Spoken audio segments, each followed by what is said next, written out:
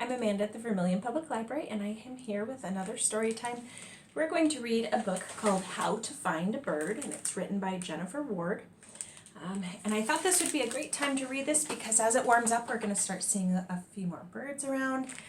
And this book has some great pictures that if you come in and check this book out yourself, you'll be able to see all the different names of the birds, and I probably won't read them all today, but if you come in and check this out, you'll be able to get even more information from it. So I'm going to go ahead and start, and afterwards we're going to do an activity that you can put outside to feed the birds. Okay, how to find a bird. There are a lot of ways to find a bird. That's the wonderful thing about birds. This is a house sparrow. This is a pigeon. To find a bird, first you'll want to blend in. Here we have the great blue heron. And move slowly. Why do you think you'd move slowly? Maybe so you don't surprise the birds, so you don't scare them. Quiet is good too. So quiet you can hear your heartbeat. Here's a tundra swan. Don't just look up to find a bird. Look down, low to the ground, where some birds forage, seeking things hiding in the earth. So see, this one's sticking his beak down into an anthill. This one's pulling a worm out of the ground. Look down where some birds sneak snacks. Look down where some birds splash. How many birds there are. They're all named, so that'll be a fun thing to explore when you check it out yourself. If you take a walk, watch your step. Some birds nest on the ground.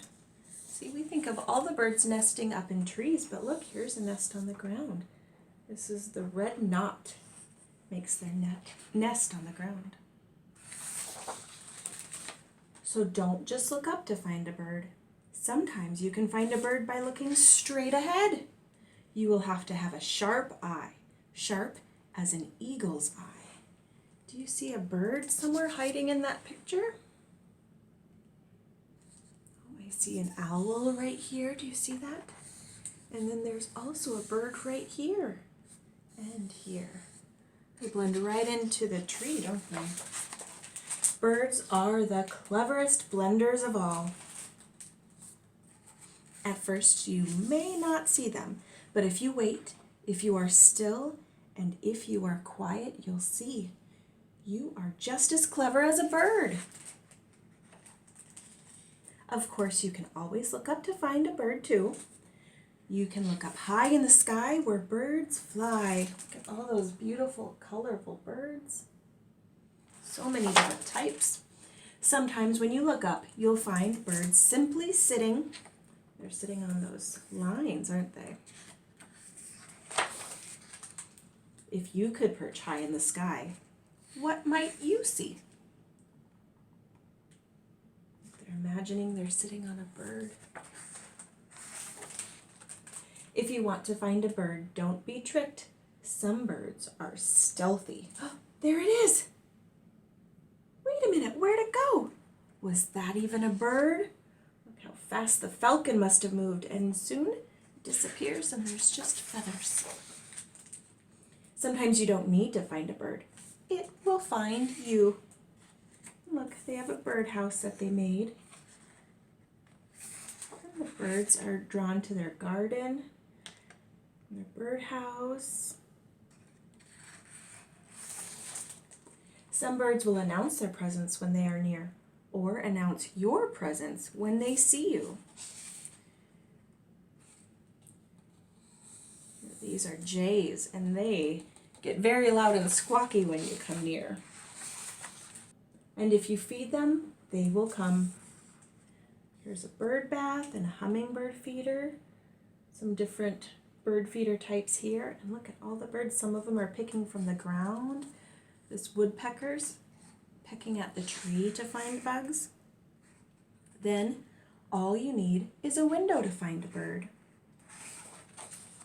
Some birds can't be found at all unless you read about them. This is the dodo bird. These birds are extinct, which means they no longer exist.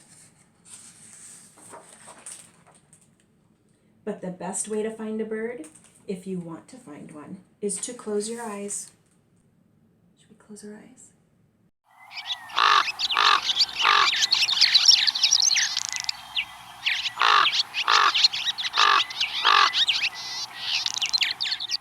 Did you hear that? Did you hear that bird?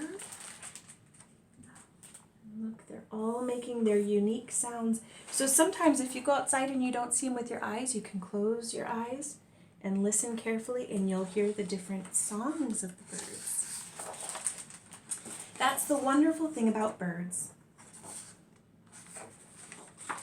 And then in the back it has some more information about how you can be a bird watcher. So because we are seeing so many more birds around right now, it's fun to make a little snack for them. And this is a really easy way to put something out for the birds. And it's a great way for young kids to practice their fine motor skills. All you need is a pipe cleaner and some Cheerios or whatever brand of Cheerios you would like. I have some in a little container here. And all we're going to do is, you might want to curve the end so they don't fall off. But then just go ahead and let your child thread them on. It can be completely full with Cheerios, or you can put just a few on depending on their attention span, how full they want to make it. So once you fill the pipe cleaner up with as many cereal pieces as you'd like, twist the ends together. You can start with a circle. You can form it into another shape if you'd like. I'm going to make a heart here. And then you can take it outside, and you don't even need a string to hang it. You can if you'd like, but you can also just hang it right through the hole of the pipe cleaner on a tree branch for the birds to nibble at. They'll nibble off all the cereal, and then when you see that it's empty, you can take it and throw it away, make a new one, and keep feeding those birds. Thanks for joining us for story time. We will see you next week. Bye.